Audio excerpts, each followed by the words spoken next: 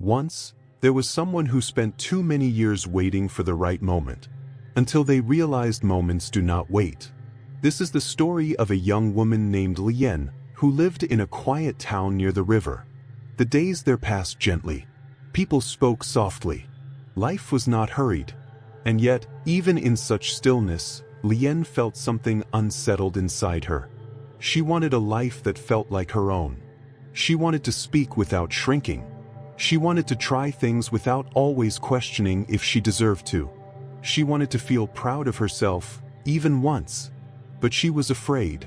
Not of failure exactly, but of being seen failing. So she waited. She told herself she would begin when she felt braver. She would speak when her voice steadied. She would act when her heart stopped shaking. But courage never came that way. And time moved quietly, like water that does not stop to ask permission to pass. Lian lived with her grandmother, May, a tailor who had worked with her hands for more than 50 years. May was patient, slow-moving, and observant in a way that made silence feel like a language. Each day, Lian helped in the shop. Customers came. Clothes were mended.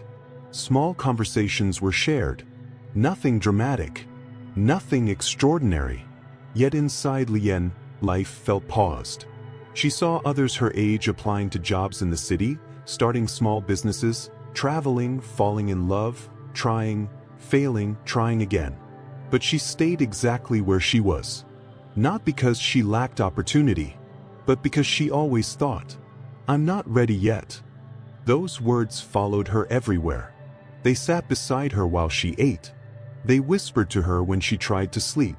And slowly, they became the story she lived in. One evening, Lian returned home from the shop. The sky was darkening, and her grandmother was sitting quietly near the open window, holding a small piece of cloth. "Come sit," May said. Lian sat beside her. The moment felt heavy, though no one had spoken of anything heavy yet. May's voice was calm.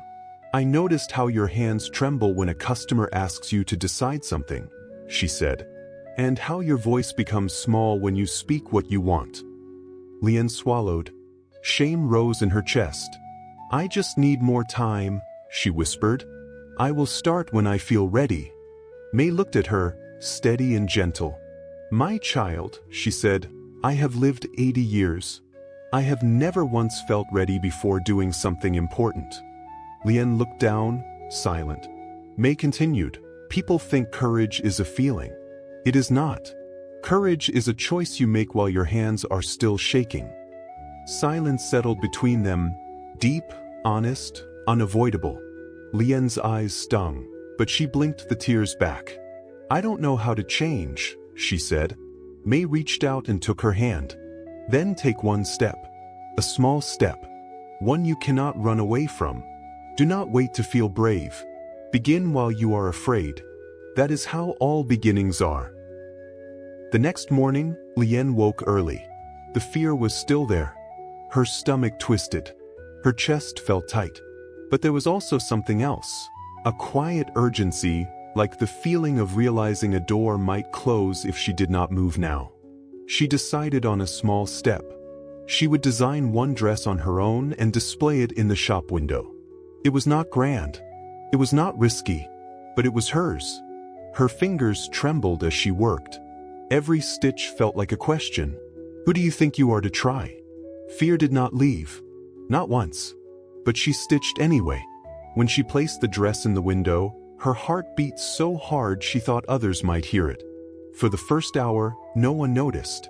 The second hour, an older woman stopped. She looked at the dress, came inside, and tried it on. She ran her hands down the seams, thoughtful. "This is good," the woman said. "May I buy it?" Lian nodded, but tears filled her eyes. Not because the woman bought it, but because for the first time, she had chosen herself even while afraid. Courage did not suddenly replace fear. Fear stayed. Every new step shook her.